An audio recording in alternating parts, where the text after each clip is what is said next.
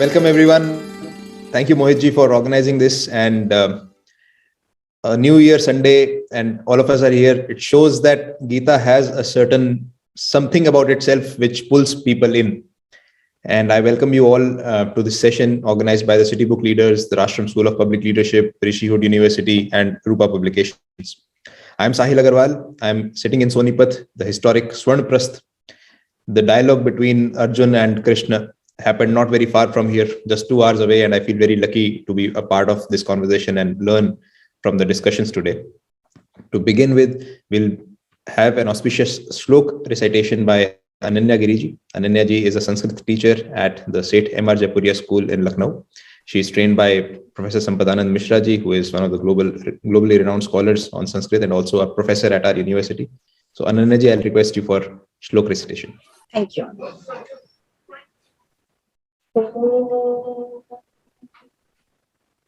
पश्यामि देवांस्तव देवदेहे सर्वांस्तथा भूतविशेषसङ्घान् ब्रह्माणमीशं कमलासनस्थं ऋषींश्च सर्वानुरगांश्च दिव्यान् न रूपमस्येह तथोपलभ्यते नान्तो न चादिर्न च सम्प्रतिष्ठा अश्वत्थमेनं सुविरूढमूलम् असङ्गशस्त्रेण दृढेन चित्वा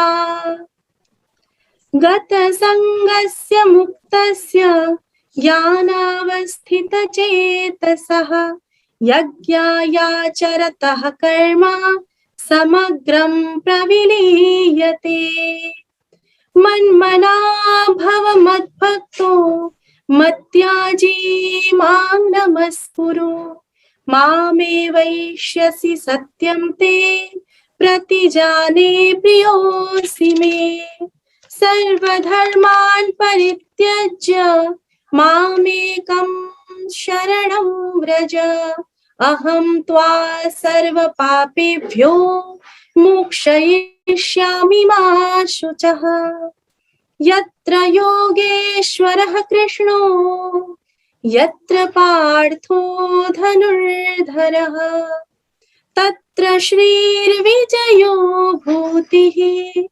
ध्रुवानीतिर्मतिर्मम ध्रुवानीतिर्मतिर्मम. धन्यवाद.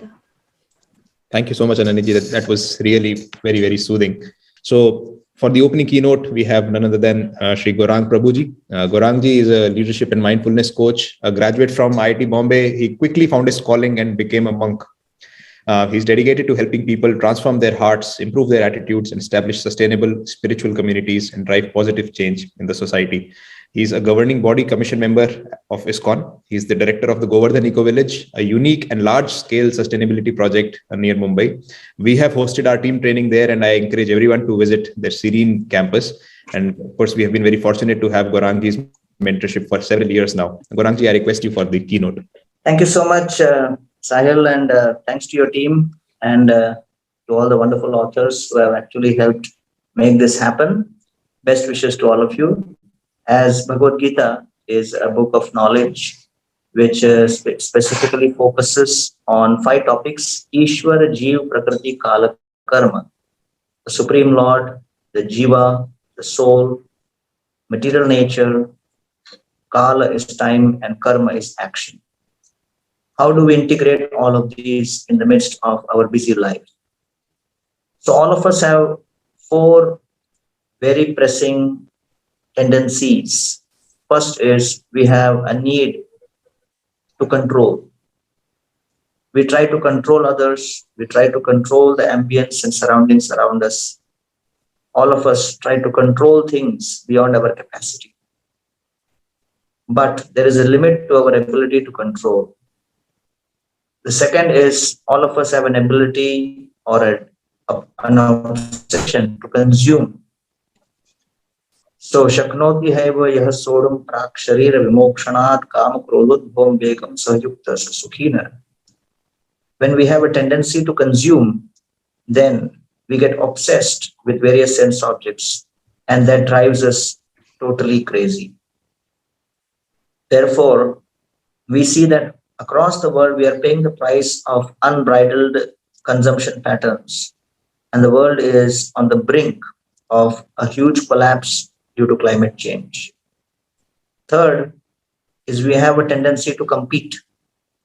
So we try to compete and outdo others and try to prove that I'm better than others. This tendency to compete was at the very root cause of the conflict between the Pandavas and the Kauravas, because Duryodhan, by definition, means a personality who's always fighting for the wrong cause. Yodhan means to fight, do means the wrong. And therefore, the main inspiration for Duryodhan's fight was to establish that I am superior to the Pandavas. When a person is influenced and inflamed by ego, then he loses control over his senses and over his own self. And therefore, Duryodhan was requested for 5 villages by the Pandavas. But because of the influence of the ego, he would not allow that. And therefore, the tendency to compete actually is a huge handicap which affects us and debilitates us to a great degree. Fourth is, all of us have a tendency to convince others. We feel that I know my opinion is the best, and we try to establish our convictions over others and try to convince others.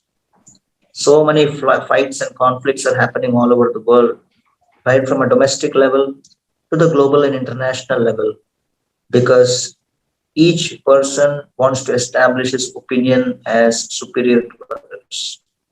So the need to convince, the obsession to convince others seems to be a major urge. So therefore, when you look at these 4 urges, which I call as Vega Sahishnuta, Paramata Sahishnuta, Parotkarsha Sahishnuta, and what typically a person understands in terms of control, these are the things we need to actually overcome. And the Bhagavad Gita is a literature which is helping us conquer over our tendency to control, our tendency to consume, our tendency to convince, and our tendency to compete. And if we are able to practice the Bhagavad Gita in our lives, then we will be able to rise above all the conflicts which are happening within us. And then the external conflicts, the nature may go on changing, but we have ability to control that. Therefore, the Gita has been spoken in the context of one of the most powerful expert warriors, Arjuna, who has the ability to fight and conquer all kinds of enemies externally. But suddenly he found himself in a situation where he could not conquer over some of his doubts internally. So the Gita posits very strongly that first develop the ability to conquer your internal enemies, conflicts and doubts, and then develop conviction and confidence. And then with that, you will actually be able to conquer over any kind of external situation, however dynamic and changing it may be. So I thank all of you for inviting me this morning and wish your conference best wishes. Thank you very much. Thank you. Thank you so much, Gaurangdi. Actually, you are a living embodiment of the knowledge that Gita has to offer to all of us. And you yourself being an author and developing the Govardhan Eco Village, now I'm thinking that we at City Book Leaders also need to create a village book leaders, vertical and promote the knowledge that is coming from so many parts of the world. But at City Book Leaders, our objective is to promote books, to promote the knowledge that is there in the books, to create conversation around books. And for that, we have 2 very special authors today with us. I'll introduce both of them. Rahul is a banker by the day and writer by the night. He is an expert at connecting 3 I's: ideas, insights, and individuals. Hailing from Ayodhya, he received a full scholarship to study engineering at the NTU Singapore and has an MBA from IIM Bangalore. He's the youngest ever president of IIM Bangalore Alumni Association in Singapore and serves as the principal corporate advisory group at IIM Udaipur. He regularly speaks at corporates and universities on topics that concern millennials, such as careers in 21st century, conscious capitalism, and cross-cultural understanding. He is authored An Atheist Gets the Gita and Engineering to Ikigai. That sounds very interesting. And You Know the Glory, Not the Story. Thank you so much, Rahul, for joining us. We also have the other author of this book, Galina Kogut. She's a researcher with the National Institute of Education and has a PhD from the NTU, Singapore. She focuses on pedagogy and specific emphasis on language acquisition and teacher professional development. Born in Ukraine, Galina has widely researched and taught Western psychology as well as Eastern philosophies. She has translated various Indian scriptures into Eastern European languages and authored digital storytelling for educative purposes. And An Atheist Gets the Gita, of course. She's the president of the Ukrainian Club in Singapore and was the founder of Ukrainian Language School, Singapore. So two very interesting, very different backgrounds coming together to write a book which has a very interesting title. So I want to start with that. And Rahul, the first question is for you, that the title sounds like an oxymoron. Why is an atheist reading the Gita? Yeah, and that is actually the essence of the book. Why is an atheist reading the Gita? Well, I would just say that, we live in an era where monks are selling Ferrari, right? So why can't an atheist read the Gita? And jokes apart, let me just say that actually there are no prerequisites for reading the Gita. I know of murderers, I know of criminals, I know of thieves who have read the Gita and come out transformed. It's such a transformational book. That is the power of the Bhagavad Gita. And in fact, I would go on to say that an atheist is the most qualified person to read the book. Why? Because an atheist comes with a clean slate, no baggage at all. And in Hindi, as you know, there are two words, janna and manna, right? So, janne ke liye, to know. In order to know, you need that logical scientific mind. So, to that effect, I would say an atheist who comes with no baggage at all, with an absolute clean mind, is the perfect person to receive the Bhagavad Gita. And yes, once an atheist starts reading the Gita, it's a very logical, scientific book, as you know, and a transformation is waiting for you on the other side. So with that, I will submit my submission. Maybe Galina, you can add on to your version of why an atheist should be reading a Gita or should not be reading a Gita. I want to add a precursor to Galina's comment before I ask her. So she was born in USSR, which was officially an atheist country. So what was it like growing up there, and how did you actually come across something like Gita? Well, yeah, it's interesting how you put it, because it's exactly the way I explain to people when they ask me, how did you get to know about all of this knowledge? So I was, I spent my formative years in the USSR, and it was an officially an atheist country. So you are supposed to believe that there is no God. So whatever we are talking about, whoever we believe in, we still have to believe in something. Yeah. So over there, they'll just tell you that, look, there's no God. Life comes from the Big Bang. It goes to nowhere. So if you don't believe in this, too bad for you, we will deal with you. But interestingly, you can't force people what to believe and what not to believe, and in our quest for the essence of life, for the sense of life, in our search for our internal I, what I am, why am I here, nobody can stop us. So in my childhood, even though my parents were convinced that atheism is not the way, and there was a lot of people like that, they wouldn't tell the kids, there is God, don't listen to all this, because the kids can just come out, blurt something, and then the parents lose their job next day. So we were just living in this blissful kind of situation where we wouldn't get much information about the matters of God, the matters of the universe, how technically we are supposed to, the only way is that life comes from matter, and matter is the main thing. So you're matter and nothing else. So, and when you die, there is nothing else. So there is no spiritual things, there's only matter. So this is the kind of religion we had. But I was looking for a little bit more profound explanation than just the matter, because it just really sounded very unfair to me. Luckily, I guess it was in the early 80s, or maybe before that, or maybe in middle 80s. There were the so-called Hare Rama, Hare Krishna people who smuggled the Bhagavad Gita into the USSR. And they were actually taking risk. They were risking their lives because if caught, they would end up in jail forever, until. But somehow, I guess there was protection from above, and these books, they somehow managed to land in the USSR, and under the great threat of being expelled from schools, universities, jobs, people were disseminating this kind of knowledge. So my first Gita was actually a typewritten copy of the some Western edition of Bhagavad Gita. It was translated, like very basic translation, and it was typewritten, and it was like sort of like self-published book, like very crude edition, but that was precious. Yes, so it was giving answers to the questions, and not to me, to many people. Yeah, so we that's how we got it from. So ever since, we don't take it for granted.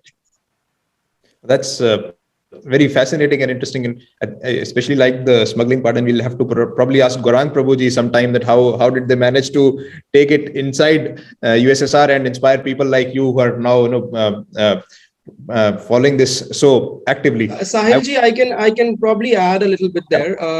So you because you asked that question, I'm not sure if Gaurang Prabhu is still on the forum, but Bhaktivedanta Sri Prabhupada went to Russia, and he brought a copy of the Bhagavad Gita, and he was actually arrested when he brought that copy of the Bhagavad Gita, and was actually going to be thrown to the jail for rest of his life. And fortunately, the officer who arrested him, he saw what he had, and he said, okay, not a life imprisonment offense, so let him go. I mean, it's just by sheer luck. Sheer luck, yes. but it could have been any other officer, and the story could have been totally different. Yeah. And that is, when I listen to what Galina says, what fascinates me is that, for us, Sahilji, I think you're born in India as well. I am born in India. For us, Bhagavad Gita is so readily available, and yet we don't understand the value of it. It's readily available, but we don't accessibility on one side, but reading it on the other side. We don't read it. Whereas there are people in the world who would not even have access to this book, and just to get access to this knowledge, they have to go to such lengths to have a book smuggled in a typewritten format, in a crude paper. I can't imagine. I mean, it's just mind-blowing. Somebody like Prabhupada would risk his life just so that this knowledge is available. Yeah, highly inspiring. So before we move forward, I want to know, how did you meet each other? Was it because of the Gita, or you already knew each other and then you came across Gita? What happened? Yeah, that's a serendipitous thing. So I met Gita not Gita. I met Galina before I met Gita, actually. So I met Galina in 2008 in NTU campus. We are both in the same campus, and I think I will let Galina answer that. She probably has a better version of this. Whatever version, it sort of like was interesting to talk to. Rahul is generally a very intellectual person, but he did come across to me as a very westernized, Western educated Indian who was like, rolling his eyes when I was saying something about the greatness of India, and he was like, yeah. So we ended up just talking about the general philosophy matters, not really going into the. And then the first thing which he managed to, the first message which he managed to bring across to me is that he doesn't believe in God. Well, I was really bewildered. Why do you need to tell me that? I mean, do I really? But it's very interesting that we generally found each other very interesting people to talk to and to have intellectual conversations. And I never really impose my views of, because I'm a Bhakti yoga follower. So I never really imposed my views on him, and he never really imposed his atheist views on me. Because to me, atheism was I had a very contradictory idea about what is atheists are. So I mean, we've seen people in the USSR who atheist meant somebody who destroys things, who destroys values, who imposes things, who is generally a dur person, Duryodhan, the bad person, doing the bad things. But at the same time, when I was studying in the university, one of the most important lessons, we had a subject which was called History of Religions. And definitely, like, we know that whoever follows which religion, they would always tell you mine is the best, you know. So the most important lesson which was given to me was by an atheist, our lecturer, who was proclaiming himself an atheist. He was telling us that he strongly believes that all religions are good and perfect for whoever they're suitable for. It's only humans, when they interfere with the twisted knowledge, when they take the knowledge twisted and produce it in the way which is convenient for them, this is when the problem starts. So, and I was actually very respectful of this guy who actually could have this sort of like impartial perspective towards all different religions. And that was true. I mean, in my life, I realized that it was true. So, going back to both of us. And then all of a sudden, after some time, Rahul comes and he tells me, oh, you know, there is karma, you know, and some other things. Oh, you know what happens when, and I'm like, yeah, I know. So, so that was interesting. So he was sort of like discovering things and sharing with me the things which I already knew, and which I felt a little bit guilty that I never really tell him anything about it. So he had to go hard way of looking for all the bits and pieces of knowledge here and there. But I still think that this is the best way, because if something is given very easily, then it's not valued. Yeah. Yeah, that's true. That's true. So I'll just add a little bit to that.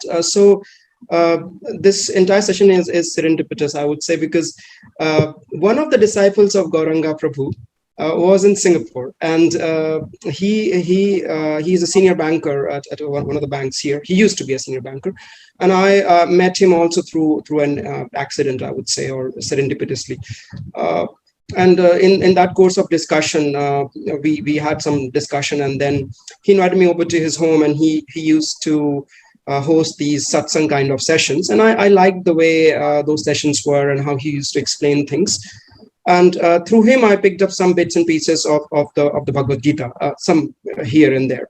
And then Galina, having the benefit of the training that she had, she obviously knew much deeper about this. So I used to then ask her about, I mean, whatever to me, it was a revelation. So I used to come and discuss with her, okay, you know, because Galina and I used to discuss a lot about philosophy and intellectual matters. And then we still do. We still do. And in that course of discussion, what was coming to me as a revelation, to her, it was a matter of fact, like, so because she has obviously had like maybe a decade of training into this, and she knows all this. So how we came together to write this book was essentially, you see, on one side, you have very qualified books and commentaries on the Bhagavad Gita, as deep as you want to go into the philosophy of life, into the practicality of life, into how you should lead your life. And as Gauranga Prabhu was saying, Bhagavad Gita is essentially an instruction manual which talks about those 5 things, right? Which is basically how a jiva is soul, interacts with prakriti, which is the material nature, in kala, which is time, governed by the laws of karma. In karma, we know to a certain extent, which are designed by the Ishvara, or the supreme control. That's what it is, basically. So in that sense, you will have lots and lots of books which talk about. In fact, just this New Year Eve, I was watching this movie Guide 1965, both in English and in Hindi, and it has the same message about what Atman is, what Brahman is, and how the Atman never dies, and so on and so forth. So what I'm trying to essentially say here is that on one side, you have such very qualified, deep knowledge sitting in India, and on the other side, there are people like myself who are educated in predominantly a Western heavy education system, which totally never talks to you about these things. And yet it kind of, you're deprived of this. And then in order for you to make this leap from this Western educated brain to this highly nuanced understanding of Bhagavad Gita, it's quite a big jump. You need a bridge in the middle. And for me, that bridge happened over a course of 5 years or longer. And then I thought, okay, now that I have gotten this knowledge, is there a way I can package this in a way which can maybe benefit others who are like me, who are maybe not likely to pick up this knowledge, but may, by chance, if they pick up, benefit from this? And in that course of discussion, I had some intuitive understanding. I used to discuss with Galina, and I used to say, look, I think intuitively it is going to be like this. Do you have a scriptural backing for this? Do you know where I can pick this up? And then she used to say, yeah, pick that Upanishad, pick that Purana in that verse, or so and so's commentary will have it. So she gave me the flesh to the mere fragile structure that I had, that, okay, I need a depth in this. And then she gave that depth, so it was like, we were feeding onto each other. I had that curiosity, she had that intellectual depth, and then it kind of, the book came together. And if you read the book, you will see that it is somewhat in that fashion. I'm eagerly looking forward to reading the book, and this collaboration between a person who is on a sort of a Gyan Yogi direction and the person who is on a Bhakti Yoga direction. It's very interesting to see the complementary collaboration that you both bring together to create such a wonderful book. I want to you to elaborate a little more on why you felt this book fulfills a gap, and what was the reaction from publisher? Did you go to some more publishers? Because I mean, Gita itself, there is a book, and then there are so many other books about the book. So when you decided that you should write it, what kind of challenges you faced, or what was that introspection that was going on whether you will be able to come up with a book that adds to this? So Sahil, first of all, ironically enough, my discovery of Indian philosophy or Gita is a reverse discovery from a foreigner to an Indian, right? I mean, in all essence, it is that.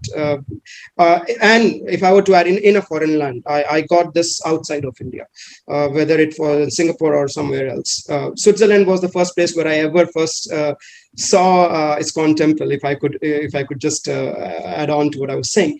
So the idea of book did not come overnight. What actually happened is that, as I was saying, there was a very senior banker from whom I had received this knowledge. And when I had received this, then I thought, okay, I'm going to impart this to more people. And when that thought came to my mind, I kind of designed a course, which I have also taught in some of the IIMs. But during the pandemic, when the lockdown just happened, early 2000, Galina and I collaborated, and we started giving this lecture to whoever was interested. And a lot of people joined. Initially, it was physical, but then we had to shift to online version because you could no longer meet. That was the prevailing restriction. And towards the end of that lecture, some people suggested that, look, not everybody will have access or the time to go through your course. Why don't you package it as a book? And at that time, I was working on my book on Ikigai. Galina was working on her book on the dialogic teaching book that she was. We just heard it and we just didn't think about it. But then I think that seed was planted somewhere subconsciously in our mind. And then we thought, yeah, why not? So we started writing. I started writing, and I used to consult Galina, and we started helping each other see how this would come together. And then we sent out the manuscript. And believe it or not, the first version was written in just 40 days with full-time jobs. Just 40 days with full-time job. So the first version we send out, of course, with a lot of hopes, but with no expectations. That's number one thing which Gita teaches you. Don't have expectations, do your karma. And fortunately enough, in less than 2 weeks, Rupa came back, said they are interested. And that got us very excited. And then we discussed with Rupa, and at that time the book had we had sent them 3 chapters, and they said send us the entire manuscript. And then they said, yeah, we are going ahead and publishing this. And then we discussed more that, okay, the book currently has 30,000 words. We need to make it slightly longer. We need to make it 50,000 words. That's when we started putting more nuances in depth into the whole thing. But I don't know. It could have been a lot more difficult to publish the book, but somehow I think it wasn't. In fact, my other book, the Ikigai book, for which I went from pillar to post to every Indian publisher, that took me a year to find a publisher. Anyways, Galina, what's your take on this?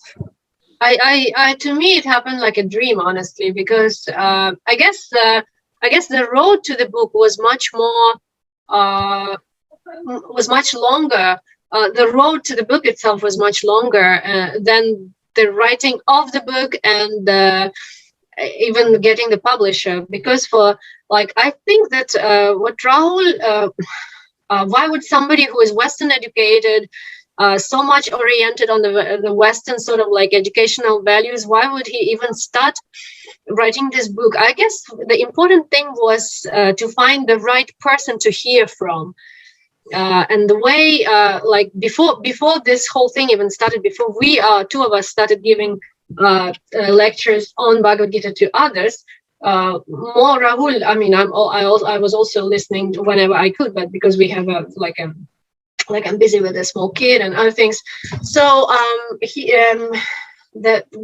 listened to the way Gita was presented in a very concise and very useful way for somebody who you expect to be Western educated and who wouldn't take all these, who would be listening to facts, who will be listening to scientific facts behind the Bhagavad Gita, not just Krishna lala, Rama lala, and do bhakti. I mean, this is how bhakti is perceived. You just do Krishna bol, Krishna lala, and that's it. And then you'll get bhakti. But that's not the way. And nobody is actually when you talk to the spiritual teachers, they wouldn't encourage you to be so illiterate and just dance around and do lala.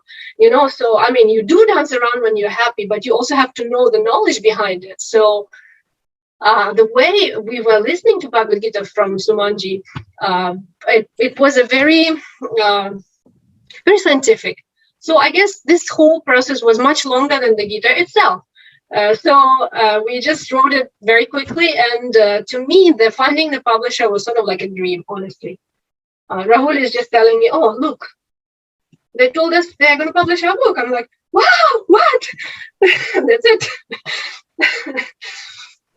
I think the way I sense it is the message of the Gita of preparing the person within you. I think that preparation happened for both of you for a long time before you actually got on to the publication part. So I think in a way the Gita prepared you to publish it so quickly. And since both of you are serial authors and speedy authors, probably will need to do another session on how to write a book itself, because there are many people within our community who are interested in writing. So thanks for sharing those perspectives. Happy to do that, Sahil, but I'll just add one more thing, which I think we kind of didn't answer right into the heart of it. Why another book on Gita? So you see, this book, I would say, is somebody who doesn't want to read Gita. It is actually for somebody who doesn't want to read Gita, who is most likely not ever going to read Gita. So there is no point for us to convince somebody who is already convinced about the Gita. That person will go and pick up the original Bhagavad Gita, maybe can read Sanskrit, maybe cannot read Sanskrit, but that's not a limitation. You have so many translations. So excuse me, this book is for someone who is logical, someone who is curious, yet may never have the need or the realization to read the Gita. So this is a book which will pick your curiosity in a very scientific manner, in a very management-like way. So the way the whole book is presented is as a series of laws and management frameworks. That's all it is. I just to add to this, I had the instance from real life, like when I got this.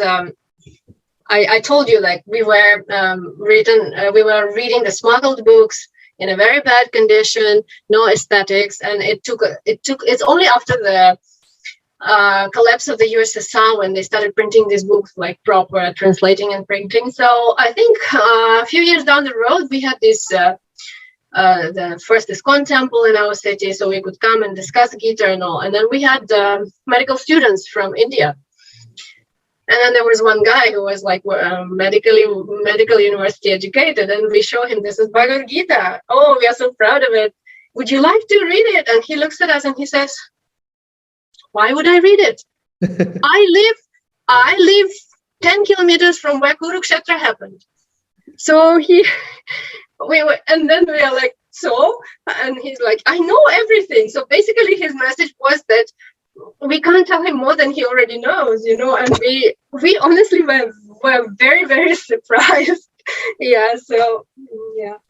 That's also a very interesting part of this story, because how, and Rahul was also describing it, this approach of telling someone not to do something, definitely ignites the curiosity of now I definitely want to do it. So this approach of an atheist getting the Gita, the titling and the content of the book, I'm sure it must ignite curiosity in so many people. And you were mentioning about the medical student. I think there are so many people like this who question, or who genuinely don't know the relevance of Gita in today's world. So I want to ask Galina, because this is something that was written 5,000 years ago, and this will be the last question from my side before we take the questions from the audience. 5,000 years ago, this was a dialogue, and why do you think it is still relevant? Coming from as a person who has encountered this in a very foreign, very different kind of a land, what do you think is the relevance today? Well, I mean, I can speak from my perspective why it is relevant to me, and I can be taking as a general case in point, So I guess whether it's 1,000 years ago or 5,000 years ago or now or in future, probably, we are all humans and we have the same series of problems, the same series of confusions as persons. And sooner or later, we reach a point in time in our life where we start asking the questions. Okay, I mean, there are different people who come to know about the knowledge. Those who are generally wise, who want to know. Those who are curious. Those who are suffering. Those who want material advancement, and also even those who don't have any of these interests. Who have money, who are materially okay, who don't have like seemingly problems at one or the other point in time. Each of us still comes across the questions: what is happening? What is the essence of life? We know the people who are materially sort of like okay, but they seriously don't have any sense in life, and then they either go into some bad activities, or they just generally have purposeless life, So I guess what Gita gives us is the sense of purpose. The Gita explains to me, for example, and particularly to me, it gave me the answer to the question, who I am. We do think about what happens after we die, especially as we grow old, but even in the childhood, you learn the history books and all. I was flabbergasted when I got to know that the whole civilizations which were living in the area of the current Ukraine, they died, and the only thing which is left is the tombs and the golden jewelries, and that's it. So I was totally abashed when the atheist kind of concept couldn't explain what is happening and where people are going, and then why is this really the only thing left and all. So to me, Gita gave the answer to the question where we are going, and also why. A very important question is like we are all asking, why am I suffering? I haven't done anything wrong, I mean, if somebody is apparently a rascal and doing bad stuff, that is understandable, right? Oh yeah, God punish him. But why me? I'm such a nice person. I haven't done anything bad, so why am I suffering? So Gita explains to you about karma. It explains to you about past lives. It explains to you that this is not the first time you're living. It explains to you about the attachments also. It explains to you why you feel sad, why you feel happy, how to treat sadness, how to treat happiness. So I guess these things, regardless of the age, regardless of the era, they're all personal things which we all need to find the answers sooner or later. And Gita gives the answers in a very concise way and in a very wholesome way. It doesn't only tell you about one thing. It tells you about the whole picture. What are you here? How you're related to this world, how you're related to other people. What is this world? And also, which is a very important thing to me, it also tells you about the higher being, that you can have relationship and then you can end your sufferings. So, well, I guess these are the human kind of questions which Gita gives the answers to. Absolutely, I totally agree, and I think that the topic was also it started with "Will I be happy?" of this session, and I think those are the kind of timeless questions that every generation asks, irrespective of thousands of years, and irrespective of their geography, irrespective of their religious beliefs. And I think that's what makes Gita a very unique piece of wisdom available to the humankind. And it's so inspiring to see how both of you have encountered this and made use of it and internalized it in your personal lives. We have some people in the audience who also want to ask questions to you. Yeah, thank you. I think my view that it is very open, liberal. I read about Gita and understood it is so open, liberal that it is open to interpretation from each of them in the way they want to actually interpret it. So when something is so open and allows itself for multiple interpretations, the ability to teach it in a certain way becomes difficult. So my question to Galina, if I understood, she is coming from a background of pedagogy. If I would like to have this taught to kids, is there a certain way that it can be made relevant to them? And second part of the question is, it's so vast, Gita. So are there some parts that are appropriate for at a school level, then at a college level, and then at a work life level and retirement, so that somebody could actually look at it more from a pedagogical perspective and not from a typical religious or philosophical perspective?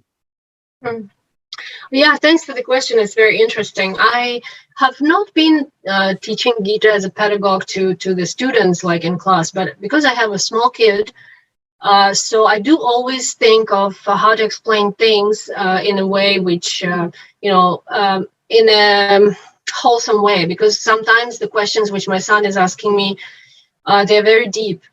So I do try to explain the knowledge about Gita in everyday life in the most simple way. Like, for example, there was the point in time when my son was asking me about like death and what's happening, but because he was very small, like 3 years or 4 years, so you can't really tell much.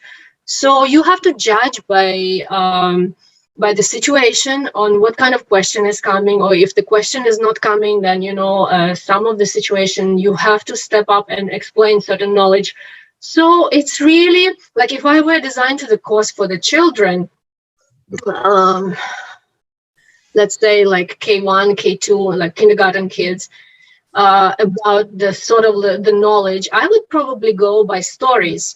There was this story which happened to this guy, and then he was confused, and then Krishna came and told him something, and these were the questions. So and also I mean, saying that I haven't been teaching the course to the really small kids, but when the kids grow older, then they are able to handle a little bit more, so you can have like more serious conversations with them about, like, once they overcome this fear of death. Because I noticed that in the early age the kids are very scared of death. I don't know why. Maybe they still remember their past experience or something. So at that point of time, I wouldn't load them with so much of, like theoretical knowledge from the scriptures. Oh, this is what happens. Like in Srimad Bhagavatam in chapter 5, it talks about the hell and all that kind of stuff. So I wouldn't go into all those, but I'll just come out with the collection of stories to tell them, like positive stories, how this thing happened and how it was overcome. How, let's say, Arjun, how he was confused, how Krishna resolved his questions and all. When they grow a little bit bigger, like now, I have to teach my son in a slightly different way, in a more serious way already. So I guess we have to judge by the, if I were to design a course for the kids, first of all, I also make sure that I follow the sort of like canonical, like from my perspective, from my parampara, I wouldn't go into my own interpretation. I would just take the explanation of Gita given by the my spiritual teachers, and I will adapt it to the minds of the kids, and then I will design that according to the age group. Thanks so much, Galina. I think a lot of application of Gita into education, and I'll come to that later, because Gita itself is also a form of pedagogy of question and answer, which teaches a lot. So next we have Pradeep ji. So my question is also related to my discussion with children, and I think it will follow very naturally what Galina is right now explaining. So when I do storytelling at home, and at times when I look for stories, I use Mahabharata and Ramayana and several stories which are inbuilt into that. Specifically for Gita, when you introduce Gita to children, it's very difficult because the entire context is a war-like situation. So the question is that whether Gita promotes violence or not, because when you tell child that, okay, Arjuna doesn't want to fight, but Krishna motivates him to fight. So the simple question children ask, like, why is that? So whether Gita promotes violence under the veil of karma or action is the question. How to resolve that? So Pradeep ji, how old is your kid? 6 and 16. If I ask your kid, should you tell lie, would your kid say yes or no? They will say no. They will say no. Yeah. So that's the thing. Should you tell a truth which will take someone's life? And we have this story is actually in Mahabharata. There is a sage called Kaushik. What happens in that story is that there is this sage Kaushik who never tells lie, and a bunch of robbers come and they're asking, have you seen that man? And Kaushik sage says, yeah, I have seen. He is hiding behind that tree. And then Kaushik sage never tells lie in his life, yet goes to hell. And he's asking in Yamraj, why am I going to hell? He's saying, because your truth has never helped anybody. So is killing good or bad? That's your question, essentially. See, killing in itself, in isolation, is bad. But when you are killing for the right reason, sometimes killing is dharma. That is the entire crux of Bhagavad Gita. Killing in itself is not good or bad. Like soldiers are standing on the border. Can they ask this question? Can they afford to ask this question? Shall I kill or shall I not kill? You ask your own son. There are soldiers standing on the border. Should they kill the enemy or not? They will say yes, they should kill. Your own 6-year-old son will say yes. So is Krishna enticing Arjuna to kill? Yes, because if you don't kill, then a gross adharma will be established on the planet. Sometimes killing is dharma. Dharma is not religion. Dharma is establishing what is right. I would think that Bhagavad Gita doesn't promote violence. Bhagavad Gita promotes fairness. So like there is still the aggression from Russian side on the east part of Ukraine. So there are people who would say, no, you just have to go and pray and things will get solved. But there are people who will say, no, if we don't stop them, tomorrow the whole country will be seized. And then there are also the Krishna devotees who have taken the weapon, and they're not saying we have to go and do the mala and japa mala and chant and wait for Krishna to solve things for us. No, they took the weapons and they are going and supporting the fairness. So this is the principle of fairness. Also, when my son was very small, I can't remember, he was asking some questions, controversial questions, and the best example which I could tell him is like, you take the knife, a knife can be bad, but it can also be good. If the knife is in the hands of the doctor and something has to be like quickly resolved by surgical way with the use of that knife, then the knife is good. But if somebody takes the knife to kill somebody else, then the knife is not bad. So knowledge itself is just the knowledge, But Gita, I would strongly, explain that Gita doesn't support violence. It supports the fairness. So if if somebody is so bad that they can't even give the 10 acres of land just for the people to exercise their dharma as kshatriyas. Even that you refuse to do. That was like the last drop, even, before the Kurukshetra started, Krishna has exhausted, everybody has exhausted all possible ways. They really exhausted all ways. And I'm asking you for 10 square meters, and even that you can't give me. Sorry, even me, like peaceful me, if somebody tells me that, I'll just take the, the rolling pin and I'll just bash their head. Seriously. Yeah. Sure. Thank you. Thanks for the question, and thanks to the authors for the answer. And Gita is so fascinating that when we're talking about killing outside, it also prepares us to kill so much of inside. And that's the next question from Rumi Malik. She's asking that how can you share more about the mind training in Gita? How do we kill our expectations? How do we kill our desires, and how do we conquer our anger and all that? So what does Gita tell us about that? Well, first of all, Arjuna says in Gita that mind is more difficult to control than the burst of the wind. So, so this is how difficult it is. And that is for Arjuna, who was so much advanced in different practices, in self-control and all that. And even for him, he says that it's so difficult to conquer your mind. But so it's extremely difficult. It's equal to impossible, but we still have to do it. The only way to manage is to control yourself and your emotions and your other things is only by doing it. And you can't really suppress all your desires. You can't suppress your aspirations. But the only way to make some change in this direction is to twist the kind of the desire you have. If somebody has the huge desire to attain, that's why people have the practices of charities, those people who are so concentrated on earning money and all, and they're good at that.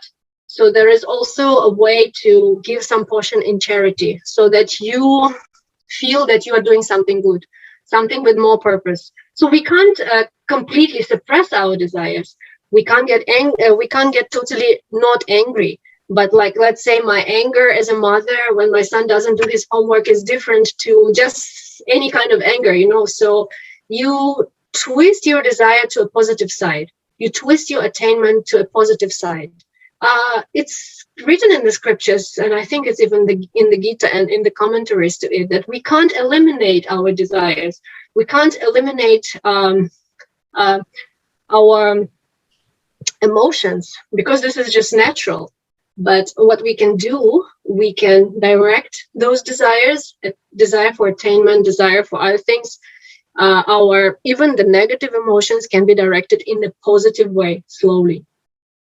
Very true. Very true. I think there's so much to take out of Gita and contextualize it and teach to students and I mean to anyone. And this is a very interesting insight that you are sharing about training the mind through using the knowledge of Gita. And I want to take it to Rahul for one final question, because you had mentioned that you are mostly into you mostly studied in a Western method of education, and yet you are so closely involved with educational institutions in India. I see that you were closely working with IIM Udaipur. You also studied at IIM Bangalore, and you are the head of their alumni association in Singapore. I want to ask you, what would be your suggestion to the educational system in India? Why we are very interested in this answer is because we ourselves are developing an educational institution at very infancy stage. We just launched, and it is something that is inspired by this timeless wisdom of the Indian knowledge system, of the Indian civilization. So what would be your suggestion to the educational system and educators who are present in this session today? Number one, stop being apologetic about who you are. I think India's number one problem is that we are too apologetic about who we are. If you look at India, our number one export was not IT. Spirituality was our number one export forever, as long as you go back into the history of this world. So stop apologizing for it, start accepting it, right? That's the number one thing. Number two, you don't need a Western country or a Western world to come and rubber stamp what you already have. I get so many of these WhatsApp forward. According to a research by NASA, why do I need according to NASA, according to Harvard? Why can't it be according to Sahil from Rastram? Why can't it be according to Shobit from Rishiwood? Why should we depend on them? We need to trust our own thing. And number three, once you have sorted those two, start imparting. You see, India is the only country probably where we do not study our own scriptures, right? I mean, there are more departments of Indic studies of Sanskrit outside India than in India. I hope that answers in some sense. Yeah, that's very interesting. So, imbibing, exporting, imparting. So we can do a lot of this with our precious wisdom available to us. Thanks so much, Rahul, for sharing that. To bring this session to a close, I invite Shobhit Mathurji. He's the co-founder of 𝑑ℎ𝑎𝑟𝑚𝑎 and the Pro-Vice Chancellor of Rishi University, my senior and colleague, for closing remarks. Yeah, thank you, Sahil. Thank you, Mohitji, for inviting me. First of all, thanks to the authors themselves, Rahul and Galina, who have put forward their thoughts so very well. I just want to summarize some of the quick learnings that I have come across in this very enlightening 60 minutes that we have had.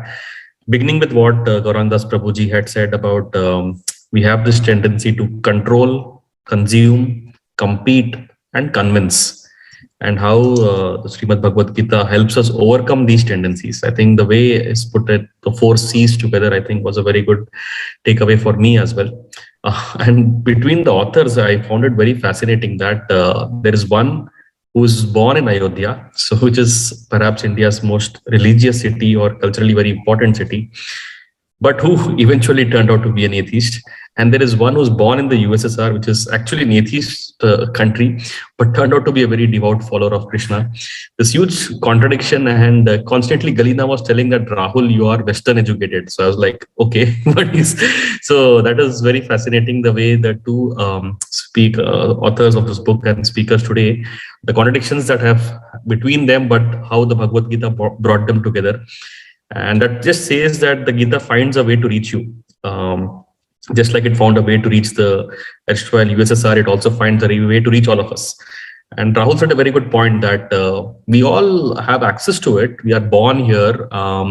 Like some of them said that, okay, we are born in Haryana and Kurukshetra, but how often do we read it? How often do we feel that there is a lot of knowledge there that we should assimilate? I think the primary issue there, and that has been highlighted today, is the education system that we have has disconnected us from our own knowledge tradition. And now we have to bring this knowledge back to the so-called modern mind. That is, now you'll have to use logic, rationality, and then somehow say how this knowledge is applicable in your current life, to bring back the same wisdom to our modern educated adults.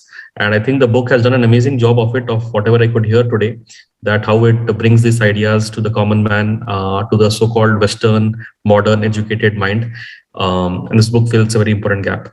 Other important things I felt is that Galina mentioned this, that you cannot judge dharma as morals, right? So like typically in the Abrahamic faiths, we see commandments that morals have been given. The dharma as a context, it is the right thing to do.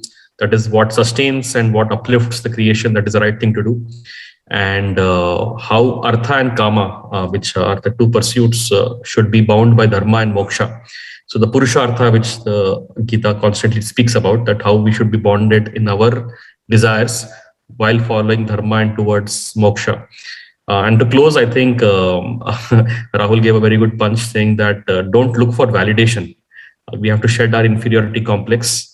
The very purpose of India, as all the great rishis have always said, is to spread spirituality to the world. That is the reason we exist. So let's be confident about that and not always look for a Western validation. So thank you, everyone. Thank you particularly to the city book leaders, Mohitji representing them, and Rishi 𝑑ℎ𝑎𝑟𝑚𝑎. We're glad to be a part of this, and to the publishers of this book, Rupa, that have brought out this amazing book for all of us to read. And let's stay in touch and keep learning. Thank you. Thank you, everyone. Have a great Sunday and a great year ahead. Just 2 messages before we close. First, please buy the book. The link is there. And if you just Google an atheist gets the Gita, you'll get the link to purchase the book. And secondly, to continue listening to more such sessions, this is the first of the year and we'll have many more around books and around authors. Please join our broadcast list. The link is there in the chat. Thank you so much.